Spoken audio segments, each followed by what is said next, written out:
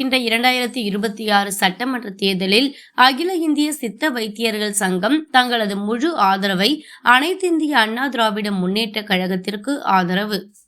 சென்னை சேப்பாக்கம் பத்திரிகையாளர் மன்றத்தில் பாரம்பரிய அகில இந்திய சித்த வைத்தியர்கள் சங்கத்தின் நிறுவனர் மற்றும் பொதுச் செயலாளர் பிரம்மஸ்ரீ மரு ஜி கருணாமூர்த்தி அவர்கள் செய்தியாளர்களிடம் கூறியதாவது: பரம்பரை சித்த வைத்தியர்களின் வாழ்வாதாரத்தையும் அவர்கள் குடும்பத்தையும் 1992 ஆண்டில் பட்டியலிடப்பட்ட சித்த மருத்துவர் பரம்பரையாளர் உரிமம் சான்று வழங்கி சித்த வைத்தியர்களை பாதுகாத்து வந்தார். அப்போதைய முதல்வர் ஜெயலலிதா அவர்கள் அதன் பின் 2012 ஆண்டு மீண்டும் வழங்குவதாக கூறிய நிலையில் அரசியல் ஏற்பட்டு சூழ்நிலை காரணமாக வழங்க முடியாமலாகிவிட்டது. எனவே வரவுள்ள 2026 சட்டமன்ற தேர்தலில் எங்களது நீண்ட நாள் கோரிக்கையான பட்டியலிடப்பட்ட சித்த மருத்துவர் பரம்பரையாளர் மற்றும் நலவாரியம் அமைத்து தருமாறு அதிமுக பொதுச் செயலாளர் எடப்பாடி கே பழனிசாமி அவர்களிடம் கோரிக்கை வைத்தோம். அதற்கு அவர்களும் நாங்கள் ஆட்சிக்கு வந்தவுடன் பரிசீலித்து வழங்குவதாக கூறியுள்ளார். ஆகவே 2026 ஆண்டு சட்டமன்ற தேர்தலில் அகில இந்திய சித்த வைத்தியர்கள் சங்கம், தமிழக பரம்பரை சித்த வைத்திய சங்க கூட்டமைப்புகளும், மூலிகை வளர்ப்பு விவசாயிகளும், நாட்டு மருந்து கடை உரிமையாளர்களும், சித்த மருத்துவ மருந்து தயாரிப்பு நிறுவன உரிமையாளர்களும் ஒருங்கிணைக்கப்பட்டு வருகின்ற சட்டமன்ற தேர்தலில் சுமார் 10 லட்சம் வாக்குகளை அனைத்திந்திய அண்ணா திராவிட முன்னேற்ற கழகத்திற்கும் மற்றும் NDA கூட்டணிக்கு ஆதரவு தருவது என முடிவு செய்துள்ளதாக கூறினார்.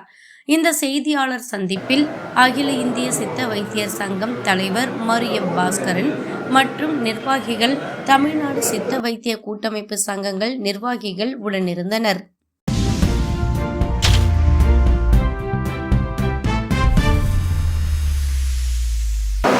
அனைவருக்கும் வணக்கம்.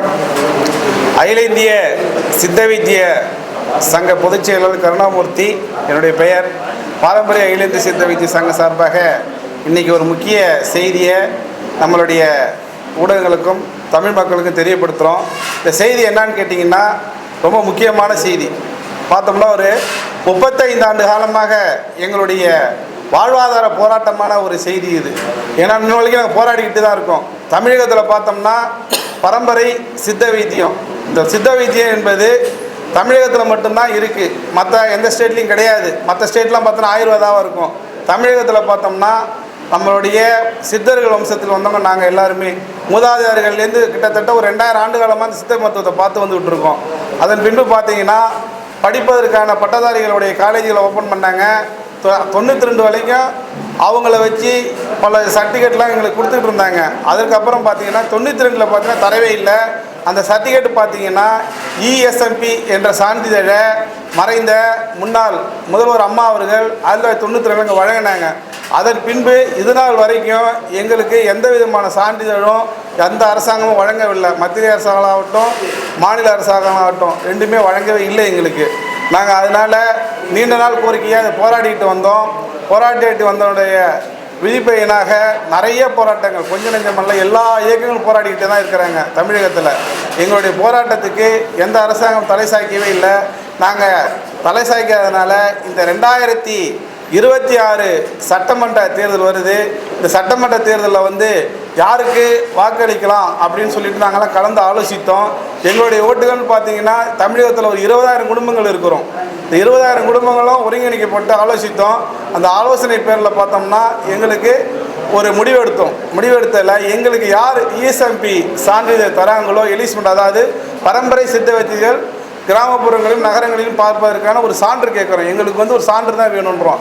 அந்த சான்று யார் தராங்கன்னு கேட்டு எந்த அரசாங்கம் தருதோ அவங்கள ஆதரவு தெரிவிக்கலான்னு நாங்கள் ஒரு முடிவெடுத்து அதன் பின்பு போன மாதம் 4ஆம் தேதி அனைத்து இந்திய அண்ணா திராவிட முன்னேற்ற கழக தலைவர் எடப்பாடி பழனிசாமி ஐயா அவர் பார்த்தோம். அவங்கள பார்த்து கேட்கும்போது இந்தமாரி நாங்கள் ஒரு கோரிக்கை வச்சோம் அவங்கள்ட்ட. இந்தமாரி எங்களுக்கு ESMP சான்று தந்தீங்கன்னா நாங்கள் உங்களுக்கு ஆதரவு தெரிவிக்கிறோம் அப்படின்னு சொன்னோம். அவங்க என்ன சொன்னாங்க, இதை பரிசீலித்து நான் உங்களை தருவதற்காக ஏற்பாடு செய்யலாம் அப்படின்னு சொன்னாங்க. இதோட விளக்கத்தை சொன்னோம். 1992 மறைந்த முதல்வர் கொடுத்தாங்க. அதன் பின்பு இது யாரும் தரவே இல்லை எங்களுக்கு, அதனால் வரைக்கும் இது கிடப்பில் தான் கிடக்கும் அப்படின்னு சொன்னோம்.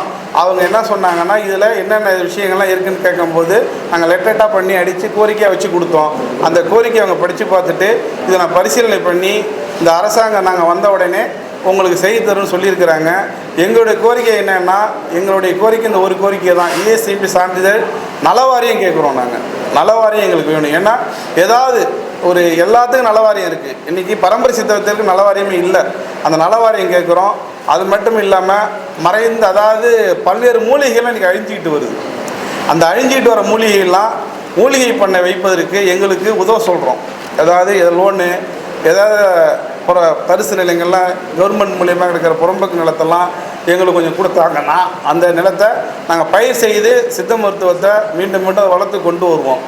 அது மட்டும் இல்லாமல் இன்னும் அரிய வகை மூலிகைகளை பாதுகாத்து வந்தால்தான் வரக்கூடிய காலங்களில் உங்களுக்கு ஒரு சிறப்பான இந்த சித்த மருத்துவத்தை வளர்க்க முடியும். இன்றைக்கி கொரோனா காலம் வந்துச்சு, பெருந்தொற்று காலத்தில்.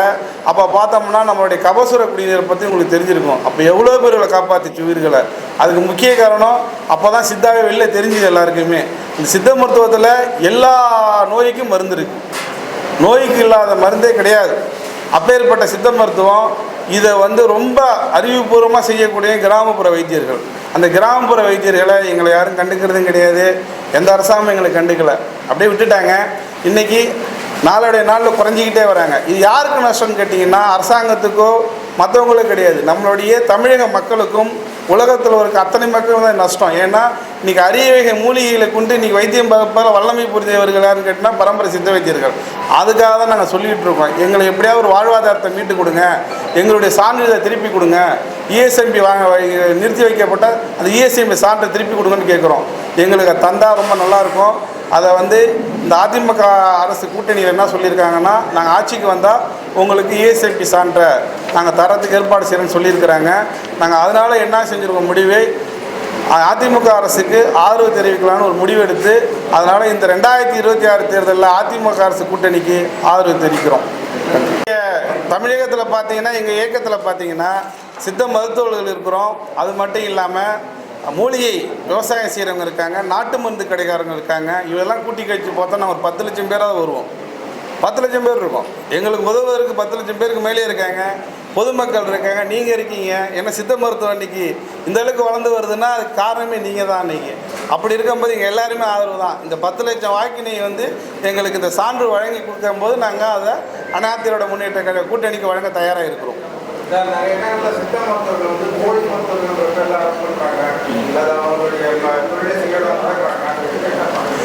இப்போ பார்த்தீங்கன்னா சார், நிறைய இடத்துல நடக்கிறது காரணம் என்னன்னு கேட்டிங்கன்னா, அங்கே தாழ்வு மனப்பான்மை தான்.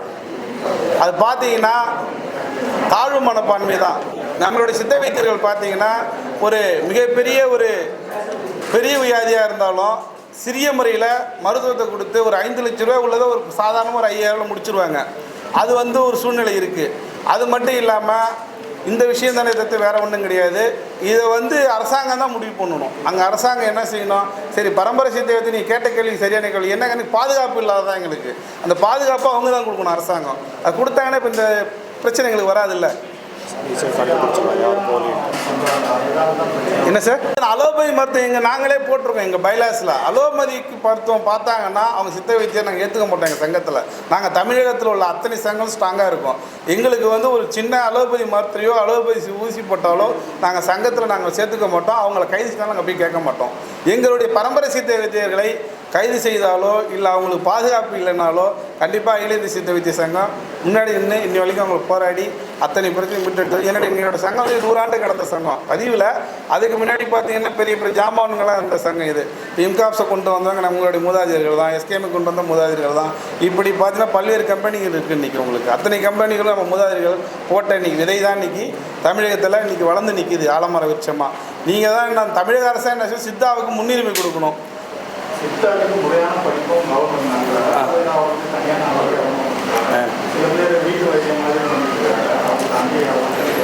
இப்போ சார் சித்தாவுக்கு பார்த்தீங்கன்னா 1972 அப்புறம் தான் காலேஜ் வந்துச்சு. அந்த காலேஜில் போயிட்டு அதுக்கு கோச்சிங் கொடுத்தவங்களும் பரம்பரை சித்த வைத்தியர்கள் தான். இப்போ இதில் என்ன ஒரு ப்ராப்ளம் இருக்காது, இதில் வராதுன்னு நீங்கள் சித்த வைத்தியர் சொன்னீங்களா? பாஷாணம், செந்தூரம், சுண்ணம், நவபாஷாணம்லாம் வந்து யார் செய்வாங்கன்னு கேட்டால் பரம்பரை பாரம்பரியமாக வந்த குடும்பம் தான் செய்ய முடியும். எல்லாருமே எடுத்த உடனே செய்ய முடியும். இது வந்து பார்த்தீங்கன்னா ஒரு 2 தலைமுறை ப்ராசஸ்லாம் இருக்குது சார். அவங்க உள்ள அந்த ப்ராசஸை வந்து அதை வந்து நம்ம வந்து குறை சொல்லக்கூடாது படித்தவங்கள அவங்க காலேஜை. இது வந்து பரம்பரையாக வரக்கூடிய விஷயம். இந்த பரம்பரை தான் பாதுகாக்க சொல்கிறோம் நம்ம. இப்போ நீங்கள் பார்த்தீங்கன்னா கேன்சருக்கு மருந்து கண்டுபிடிச்சி வச்சுருக்கிறோம். இன்னும் சொல்ல பல்வேறு வியாதிக்கு மருந்து இருக்குது. உங்களுக்கு எல்லாமே சித்தாவில் எதுவுமே மருந்து இல்லாமல் கிடையாது.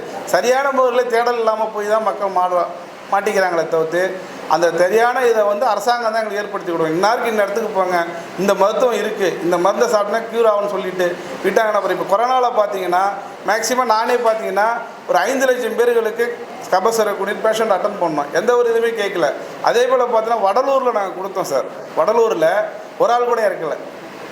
அங்கே இருக்கிற ஒரு 1500 பேர் தொடர்ந்து 3 ஆண்டுகள் கஷாயம் கொடுத்துக்கிட்டு தான் இருந்தோம். 3 நாள் தான் 3 நாள் குடிப்பாங்க. 10 நாள் டு 3 நாள், 10 நாள் டு 3 நாள் தான் கொடுத்தோம். எந்த ஒரு இறக்கவே இல்லை. காரணம் என்னன்னு கேட்டிங்கன்னா சித்தாவை முழுமையாக நீங்கள் நம்பி வந்தீங்கன்னா வெற்றி பெறலாம். நம்பிக்கை தான் வாழ்க்கை. ஆனால் சித்தா இப்போ நம்பி வர ஆரம்பிச்சிட்டாங்க எல்லாருமே. அலோபதிக்கு போகிறாங்க. அது ஒரு மிக அது ஒரு மருத்துவம் தான். அந்த மருத்துவத்தை குறை சொல்ல வரல. சித்தா வந்து மிக உயர்ந்த மருத்துவம், பாரம்பரிய மருத்துவம். அது மட்டும் இல்லாமல் சித்தாவில் என்ன உங்களுக்கு வந்து ஒரு மிகப்பெரிய ஒரு விஷயம் கேட்டால் இது டயட் மெடிசின்ஸ். உங்களுக்கு நம்ம எல்லாமே மூலிகைகள் தான். நம்ம கீரை சாப்பிட்ற மாரி தான் எல்லாமே. நம்ம உடம்புல உடனே அப்சார்ப்ஷன் பண்ணோம். மற்ற மெடிசனுக்கு இதுக்குள்ள வித்தியாசம் அதுதாங்க உங்களுக்கு. இப்போ பார்த்தீங்கன்னா சார், நீ சார் கேட்ட ஒரு சரியான கேள்வி. இப்போ பாரம்பரியமாக சொன்னீங்கல்ல, இப்போ எங்கள் தாத்தா வந்து 3 தலைமுறை, எங்கள் தாத்தா வந்து 3 தலைமுறை, இப்போ இவங்க பாட்டினா 2 தலைமுறை இருப்பாங்க. இது பாரம்பரியமாக வரும்போது ஒரு சில மெடிசன் ப்ராசஸ் எங்களுக்கு தெரியும். அந்த ப்ராசஸை எடுத்தால் தான் செய்ய முடியும். இப்போ மூவ் பண்ண இது வந்து சார் நாங்கள் மீட் பண்ணோம். அரசாங்கத்தை நாங்கள் குறை சொல்ல வரல. என்ன நடந்ததுன்னு கேட்டிங்கன்னா தொடர்ந்து இது வந்து இதனுடைய கண்ட்ரோல் வந்து சென்ட்ரல் ஆயுஷ் கவர்மெண்ட்டில் இருக்குது. இப்போ ஆயுஷ் கவர்மெண்ட்டோட சென்ட்ரல் கவர்மெண்ட்டோட இப்போ நல்லிணத்தில் இருக்கக்கூடிய எடப்பாடியார் நாங்கள் இந்த கூட்டணி வச்சு போவாங்க தான் ட்ரை பண்ணுறோம் நாங்கள். ஏன்னா இவங்க ட்ரை பண்ணாங்க. இது அங்கே போகிறதுக்கான சூழ்நிலை இவங்களுக்கு அமையல. இப்போ இருக்கிற கவர்மெண்ட்டுக்கு இவங்களாம் நான் குறை சொல்லலை. இவங்களுக்கு இது வரைக்கும் பாதுகாப்பு கொடுத்தாங்க. எந்த ஒரு இடைஞ்சலும் கிடையாது இவங்க மேலே. நம்ம திராவிட திமுக ஆட்சியில் எந்த ஒரு இடைஞ்சலும் எங்களுக்கு கிடையாது. நல்லா தான் பார்த்துக்கிட்டாங்க. இருந்தாலும் எங்களுக்கு என்னென்னு கேட்டிங்கன்னா சென்ட்ரலில் தான் ரிலீஸ் பண்ணணும். ஆயுஷ் வரைக்கும் போயிட்டு வந்ததில் பார்க்கும்போது ஆயுஷ் கவர்மெண்ட்டு இங்கே நல்லிணக்கத்தோடு தான் செயல்படுத்த முடியுங்க.